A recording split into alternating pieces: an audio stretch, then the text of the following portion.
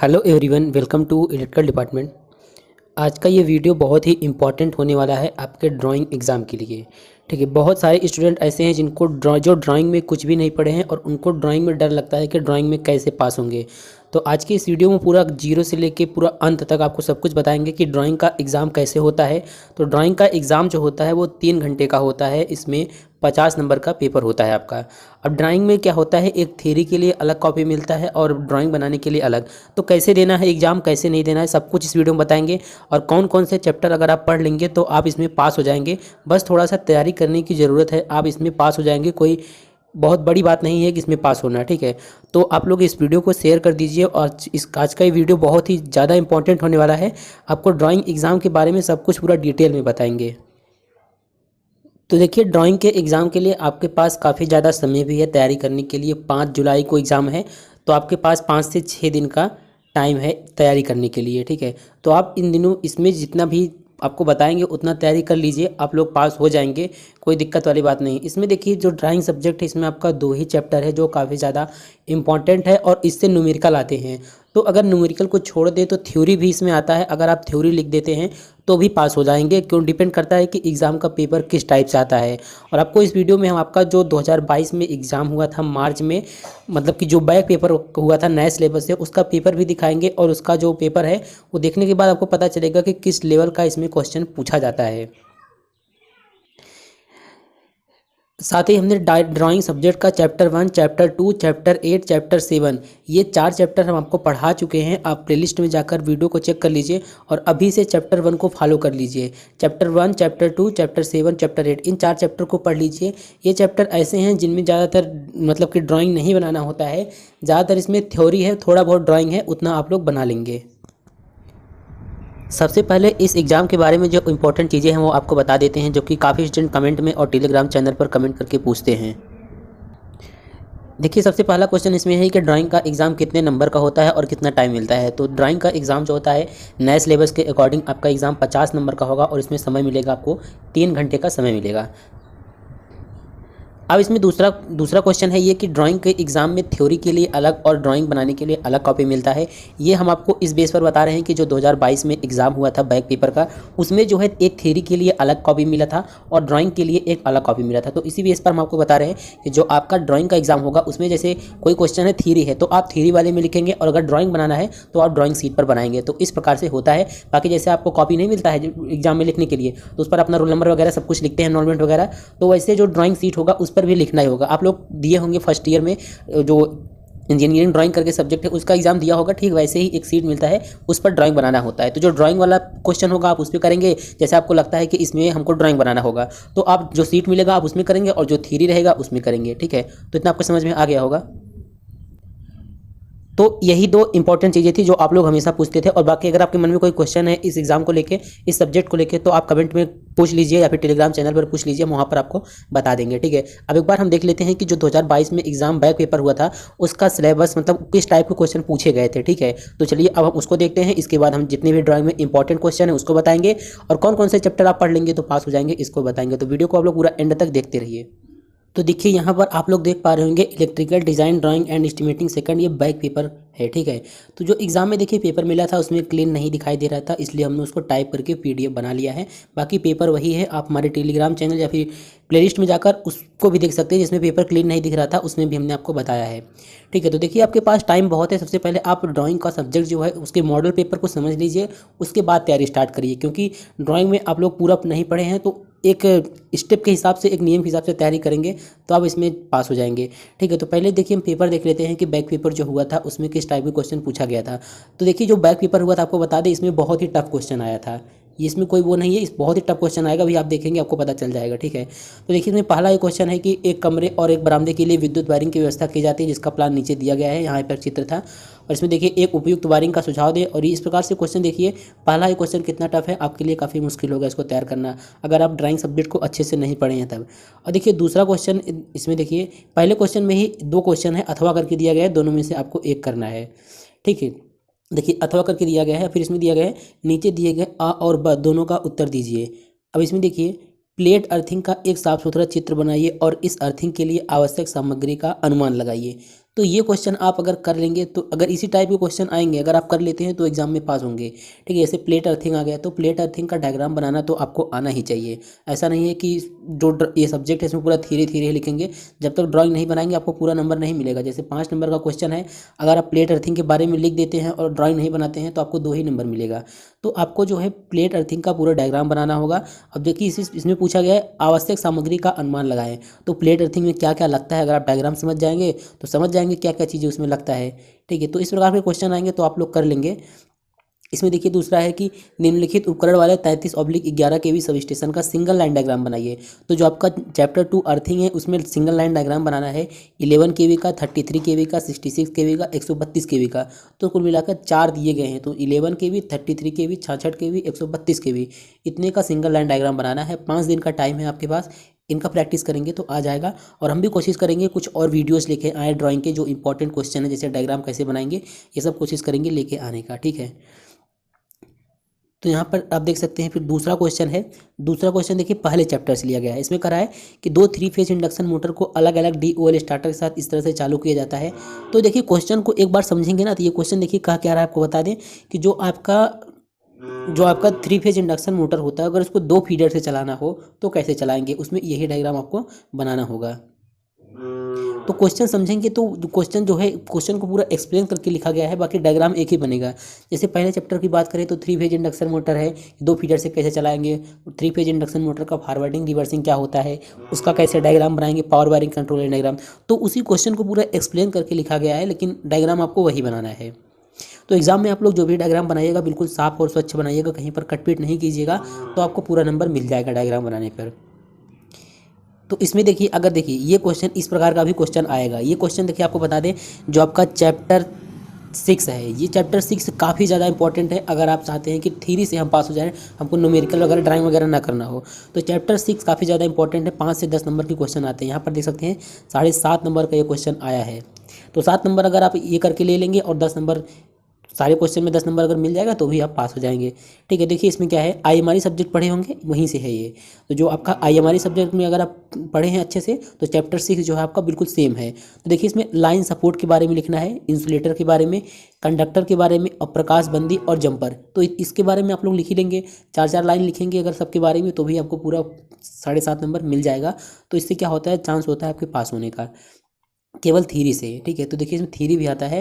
अब देखिए चौथा क्वेश्चन, ये भी पूरा न्यूमेरिकल टाइप का है, ये भी काफ़ी ज़्यादा टफ है। और ये देखिए इसमें भी काफ़ी ज़्यादा टफ है। तो जो बैक पेपर आया था वो काफ़ी ज़्यादा टफ आया था, पूरा न्यूमेरिकल ही दे दिया था, थ्योरी का नामो निशान नहीं था। लेकिन जो अब की बार पेपर आएगा ऐसा नहीं होगा, उसमें केवल न्यूमेरिकल इतना टफ आएगा। बैक पेपर कभी कभी टफ आता है, कभी कभी ईजी आ जाता है। ठीक है, तो अब हम देखते हैं जो हमने आपको मॉडल पेपर, जो हमने मोस्ट इंपॉर्टेंट क्वेश्चन बताया है वो देखते हैं। क्योंकि हमने आपको जो है चैप्टर 3 मतलब चैप्टर 4 और चैप्टर 5 नहीं पढ़ाया है। एस्टिमेशन ऑफ इंटरनल वायरिंग और एस्टिमेशन ऑफ पावर वायरिंग, ये 2 चैप्टर नहीं पढ़ाया। इसमें से काफ़ी ज़्यादा न्यूमेरिकल आते हैं, लेकिन यहाँ से भी 1-2 क्वेश्चन बता दे रहे हैं जो हमारे हिसाब से लगता है कि ये क्वेश्चन आ जाएगा एग्जाम में। तो चलिए अब मोस्ट इंपॉर्टेंट क्वेश्चन देखते हैं जो हमने अभी बनाया है। तो यहाँ पर देखिए हमने ड्राइंग सब्जेक्ट का मोस्ट इंपॉर्टेंट क्वेश्चन बनाया है, जो कि एग्ज़ाम में आने की ज़्यादा संभावना है। ठीक है, तो देखिए पहले इसमें पहला क्वेश्चन है कि पाइप अर्थिंग या प्लेट अर्थिंग का सचित्र वर्णन कीजिए। या फिर ये क्वेश्चन इस प्रकार से भी आ सकता है कि पाइप अर्थिंग में जो भी इंडियन इलेक्ट्रिसिटी रूल लागू होता है उसको फॉलो करते हुए आप इसका डायग्राम बनाइए। तो ये तो आप लोग तैयार करके ही जाइएगा, 2 में से एक कन्फर्म होता है कि आएगा ही आएगा। फिर देखिए हमने देखिए जो क्वेश्चन बनाया है वो ज़्यादातर थ्योरी बताया है, क्योंकि हमने जो सर्किट डायग्राम है, जो न्यूमेरिकल है, वो हमने पढ़ाया नहीं है, तो हमने यहाँ पर क्वेश्चन को एक्सप्लेन बताया भी नहीं है। ठीक है, तो केवल ज़्यादातर थ्योरी बताया, आप लोग इसको तैयार कर लीजिएगा, थ्योरी वाला पार्ट इसमें ज़्यादा है। और बाकी चैप्टर 4 और चैप्टर 5 आप अपने कॉलेज से पढ़े हैं तो ठीक है, नहीं भी पढ़े हैं तो आप अपना खुद से देख लीजिए। तो देखिए इसमें अब दूसरा क्वेश्चन है कि निम्न की व्याख्या कीजिए। पहला क्वेश्चन इसमें दूसरे क्वेश्चन में 2 पार्ट है। सब स्टेशन के मुख्य सहायक उपकरण, यानी कि सब स्टेशन में कौन कौन सा इक्विपमेंट लगता है, बस बार हो गया, सर्किट ब्रेकर हो गया, आइसोलेटर हो गया। तो जो भी उपकरण लगता है उनके बारे में लिखना है। इसमें दूसरा है ओवरहेड लाइनों में लगने वाले उपकरण, तो जो ओवरहेड लाइन में उपकरण लगते हैं उनके बारे में लिखना है। अब देखिए इसमें तीसरा क्वेश्चन है कि स्टार डेल्टा स्टार्टर की पावर वायरिंग तथा कंट्रोल वायरिंग का डायग्राम बनाइए। और चौथा क्वेश्चन है सर्विस मेन से आप क्या समझते हैं, GI पाइप सेवा संयोजन का सचित्र वर्णन कीजिए।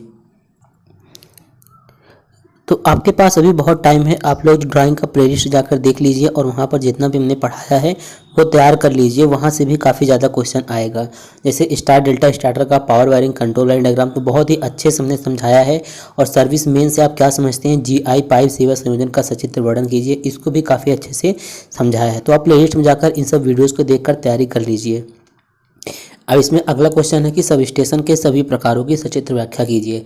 जैसे पोल माउंटेड सब स्टेशन होता है, फाउंडेशन माउंटेड सब स्टेशन होता है, इनका आपको डायग्राम बनाना होगा। छठवां क्वेश्चन है आपका 3 फेज इंडक्शन मोटर का फॉरवर्डिंग और रिवर्सिंग चित्र सहित समझाइए। तो इसको भी हमने बताया है अपने चैनल के प्लेलिस्ट में। ठीक है, अब देखिए इसमें सातवां क्वेश्चन है कि 11 kV सब स्टेशन का सिंगल लाइन डायग्राम बनाइए। तो ये चैप्टर 2 का क्वेश्चन है। और आठवां क्वेश्चन है भू प्रतिरोध को प्रभावित करने वाले तत्व कौन कौन से हैं तथा इसे किस प्रकार कम किया जा सकता है।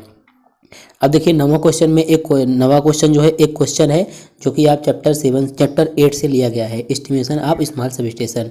देखिए एक सिरोपरी मतलब एक ओवरहेड 11 kV 50 हर्ज 1 किलोमीटर लाइन के लिए 4 मीटर ऊंचे स्टील पोल तथा ACSR तार 612.59 mm लगाना है। दो पोलों के बीच का अंतर 120 मीटर है। आवश्यक सामान की सूची तथा व्यय की गणना करो। तो इस प्रकार के क्वेश्चन एग्जाम में आएगा। ये नहीं करें कि एग्जैक्ट यही क्वेश्चन आएगा, आ भी सकता है और नहीं भी, बाकी इसी टाइप के क्वेश्चन एग्जाम में आएंगे। ठीक है, अगला क्वेश्चन है, क्वेश्चन नंबर 10 है अंडरग्राउंड लाइन के मुख्य अवयवों का उल्लेख करते हुए प्रत्येक की उपयोगिता बताइए। ये भी चैप्टर 6 से क्वेश्चन है, काफ़ी ज़्यादा इंपॉर्टेंट है। ठीक है, क्वेश्चन नंबर 10 है एक स्वच्छ चित्र की सहायता से भारतीय विद्युत मानक के अनुसार वितरक लाइन से उपभोक्ता तक की व्यवस्था को समझाइए। ये भी क्वेश्चन हमने बता दिया है, आप वीडियो जाकर देख सकते हैं। क्वेश्चन नंबर 11 है एक 2 मंजिला मकान को 5 किलोवाट का सिंगल फेज सर्विस कनेक्शन लेना है। सर्विस पोल की दूरी 25 मीटर है।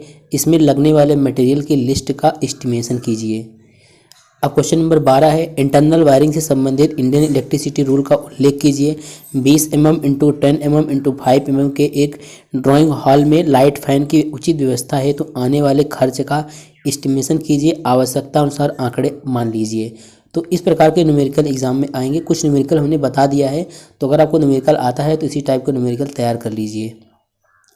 अगला क्वेश्चन है पावर वायरिंग संस्थापना के सामान्य नियमों को समझाइए। फिर अगला क्वेश्चन है सब स्टेशन पर संस्थापन के लिए मुख्य उपकरण व सहायक उपकरण पर टिप्पणी लिखिए। फिर देखिए क्वेश्चन नंबर 15 है एक फैक्ट्री जिसका पावर लोड 80 किलोवाट है तथा प्रकाश पंखों का लोड 20 किलोवाट है। इसमें 11/0.4 kV का पोल पर संस्थापित सब स्टेशन स्थापित किया जाना है। ट्रांसफार्मर की KVA रेटिंग का सुझाव दीजिए तथा सब स्टेशन का प्राकलन तैयार कीजिए। तो इस प्रकार के क्वेश्चन एग्जाम में आएंगे। तो अगर आप नहीं पढ़े हैं ये क्वेश्चन तो काफ़ी टफ होगा ये आप लोगों के लिए। बाकी आप लोग थ्योरी पढ़ के जाइए, डायग्राम बना के जाइए, पास हो जाएंगे, दिक्कत वाली बात नहीं है। फिर देखिए क्वेश्चन नंबर 16 है भवन के अंदर स्थित डिस्ट्रीब्यूशन सब स्टेशन हेतु आवश्यक सामग्री की सूची बनाइए। और देखिए क्वेश्चन नंबर 17 है, ये काफ़ी ज़्यादा इंपॉर्टेंट है। निम्न पर टिप्पणी कीजिए। इनमें से किसी 4 पर आ सकता है टिप्पणी करने को। पहला है सपोर्ट, दूसरा है स्टेज सेट्स, तीसरा है क्रॉस आर्म, चौथा है आपका लाइटनिंग अरेस्टर, पांचवा है क्लैंप्स, फिर डेंजर प्लेट, फिर conductor, anti climbing device, bird guard, jumper. तो इनमें से किसी पर भी टिप्पणी करने के लिए एग्जाम में आ सकता है। तो ये मोस्ट इंपॉर्टेंट 17 क्वेश्चन थे जो हमने बनाए थे आपके लिए। ज़्यादातर इसमें थ्योरी वाले पार्ट हैं, न्यूमेरिकल भी डिस्कस किया है। अगर आप न्यूमेरिकल आता है तो उस टाइप के न्यूमेरिकल आप तैयार कर लीजिए। बाकी इस इंपॉर्टेंट क्वेश्चन का PDF हमारे वेबसाइट पर अपलोड कर दिए हैं। वीडियो के डिस्क्रिप्शन में लिंक दिया गया है, आप लोग वहां से देख लीजिए। अब एक इंपॉर्टेंट चीज़ और बात कर लेते हैं कि कौन सिलेबस देख लेते हैं। सिलेबस में कौन कौन सा इंपॉर्टेंट है, कौन कौन सा पढ़ना है, ये बता देते हैं आपको। तो यहाँ पर अब आप लोग देख सकते हैं ये सिलेबस है, 2022 न्यू सिलेबस है। पहला चैप्टर है कॉन्टैक्टर कंट्रोल सर्किट और ये चैप्टर जो है 10 पीरियड का है। तो इससे 10 नंबर के क्वेश्चन एग्जाम में आएंगे। ठीक है, देखिए तो इसमें आपको क्या करना है, जितना भी आपको डायग्राम बनाना आता है या फिर नहीं आता है, जो भी इजी डायग्राम है उसका आप प्रैक्टिस कर लीजिए। जैसे इसमें देखिए DOL स्टार्टर का आपको आता होगा। 3 फेज इंडक्शन मोटर को 2 फीडर से कैसे ऑपरेट करेंगे, ये भी काफ़ी ईजी है। फॉरवर्डिंग रिवर्सिंग आप 3 फेज इंडक्शन मोटर, तो ये 2-3 डायग्राम आप इसमें से तैयार कर लीजिए। हो सकता है जो ईजी हो वही आ जाए। जैसे अगर बात करें ऑटोमेटिक स्टार डेल्टा स्टार्टर, तो ये सब भी एग्जाम में आ सकते हैं। तो ये सब जो डायग्राम है इसमें देखिए टोटल 9 डायग्राम है, आप यहाँ पर देख सकते हैं। 1 से लेके पूरा 9 डायग्राम है। इन सबको तैयार कर लीजिए। जो आता है आप उतना तैयार कर लीजिए, क्योंकि आपके पास यही एक ऑप्शन है कि जो आता है आप उसको तैयार कीजिए। ठीक है, अब इसमें देखिए दूसरा क्वेश्चन है कि अर्थिंग है। ये 8 पीरियड का क्वेश्चन, 8 पीरियड का चैप्टर है। इसमें से भी 8 से 10 नंबर क्वेश्चन आ सकते हैं। तो अर्थिंग के बारे में आप लोग जानते होंगे, कॉन्सेप्ट आप एंड पर्पज़ ऑफ अर्थिंग। अब इसमें देखिए जो डिफरेंट टाइप के अर्थिंग होते हैं उसमें से मतलब देखिए जितने टाइप के अर्थिंग होते हैं उसको तो आपको जान लेना है, लेकिन जो दो मेन है इसमें प्लेट एंड पाइप, इसका डायग्राम बनाना है, बाकी और सबके बारे में ऐसे जान लेंगे, कोई दिक्कत नहीं है, ठीक है। और अर्थ रेजिस्टेंस को कैसे कम करना है और डिस्ट्रीब्यूशन ट्रांसफार्मर का अर्थिंग लेआउट कैसे बनाएंगे, तो ये सब इसमें न्यूमेरिकल नहीं आएंगे दूसरे चैप्टर से, इसमें केवल डायग्राम ही आएगा, तो आप लोग उसको तैयार कर लीजिए। और इसमें देखिए हमने बताया था आपको लाइन डायग्राम है 11 kV का, 33 kV, 66 kV और 132 kV, तो इसके जो डायग्राम है उसको तैयार कर लीजिए। तीसरा चैप्टर में हमने आपको नहीं पढ़ाया है, और चौथे चैप्टर में देख लीजिए जो सिंपल चीज़ें आप लोग वो तैयार कर लीजिए। बाकी अगर आप पढ़े हैं तो बहुत अच्छी बात है, क्योंकि ये चैप्टर 4 और चैप्टर 5 काफ़ी ज़्यादा इंपॉर्टेंट है, ठीक है। तो जो इंटरनल वायरिंग के लिए जनरल रूल होते हैं, इंडियन इलेक्ट्रिसिटी रूल होते हैं, आप लोग उसको तैयार कर लीजिए। और एस्टिमेशन आप पावर वायरिंग मतलब पावर वायरिंग के लिए जो IS स्पेसिफिकेशन है, IE रूल है, उसको आप लोग तैयार कर लीजिए, ठीक है। और चैप्टर 6 हमने आपको पढ़ाया है, आप लोग वहाँ से जाके पढ़ सकते हैं। देखिए चैप्टर 6 में क्या इंपॉर्टेंट है, जो टिप्पणी करने के लिए क्वेश्चन आता है वो यहीं से आता है। देखिए जैसे आप देखिए दिया नहीं इसमें main component of overhead line, support के बारे में, cross arm, clamp, conductor system and stay sets हो गया, लाइटनिंग एडजस्टर हो गया, danger plate, anti climbing device, bird guard, jumper, ETC और कंक्रीटिंग ऑफ पोल। तो मतलब जो ओवरहेड लाइन के लिए जो भी कंपोनेंट होते हैं उन पर टिप्पणी करने के लिए आ सकता है। और 7वां चैप्टर जो है बिल्कुल अच्छे से हमने आपको पढ़ाया है, सभी डायग्राम 5 से 6 डायग्राम है, सबको अपने यूट्यूब चैनल पर पढ़ाया, आप उसको देख लीजिए। और चैप्टर 8 जो है तो इसमें देखिए चैप्टर 7 और चैप्टर 8, मतलब ये चैप्टर 8 है estimation of small sub station, इसको भी हमने यूट्यूब चैनल पर पढ़ाया है, इसको भी आप लोग देख लीजिए। ज़्यादा वीडियो नहीं है, 3 से 4 वीडियो में ये समाप्त हो जाएगा, ठीक है। चैप्टर 7 और चैप्टर से भी 8 से भी इंपॉर्टेंट क्वेश्चन आते हैं, तो बुक में किस टाइप के क्वेश्चन दिए गए हैं आप लोग उसको तैयार कर लीजिए। बाकी चिंता करने की कोई बात नहीं है, आप बस जितना टाइम है, जितना आप हो सकता है आप अपना बेस्ट दें, आपका एग्ज़ाम अच्छा जाएगा, ठीक है। तो अब हम मिलते हैं इसके ड्राइंग का मैराथन क्लास लेके आएंगे, या फिर इसके जो थ्योरी वाले क्लास हैं या फिर जो न्यूमेरिकल हैं वो सब भी लाने की कोशिश करेंगे।